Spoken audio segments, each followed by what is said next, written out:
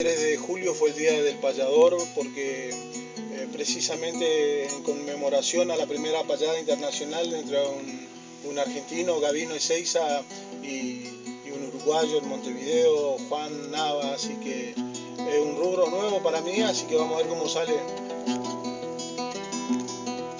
Amigo de este programa con acento guaraní, donde suena un bandoneón, una guitarra y el canto, la tierra de don Tránsito y don Ernesto Montiel, donde suena el chamamé que entre todos hemos parido y con orgullo decimos que es patrimonio nacional.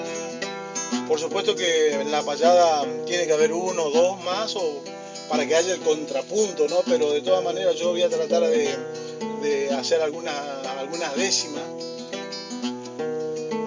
de José Silvio Curvelo, que es como algo así como mi padrino artístico. Bajo el cielo paraguayo, cuando Artigas se moría, traigan mi moro, decía, quiero morir de a caballo. Argentinos y uruguayos ya conocen el porqué, siempre hay que estribar con más fe, cuando al final se presiente que a un buen gaucho ni la muerte debe encontrarlo de a pie. Para la juventud.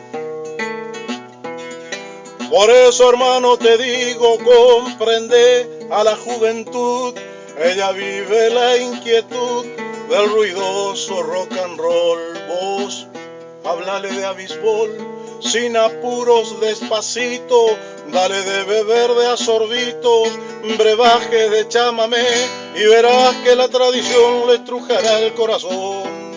Déjalo usar el arito, el pelo largo y el jean, no importa si el chiquilín disfruta su Coca-Cola, vos dale Coco Marola y algo de Ernesto Montiel, y verás que el chamamé va copando su pianola, porque kilómetro 11 es nuestro y es inmortal.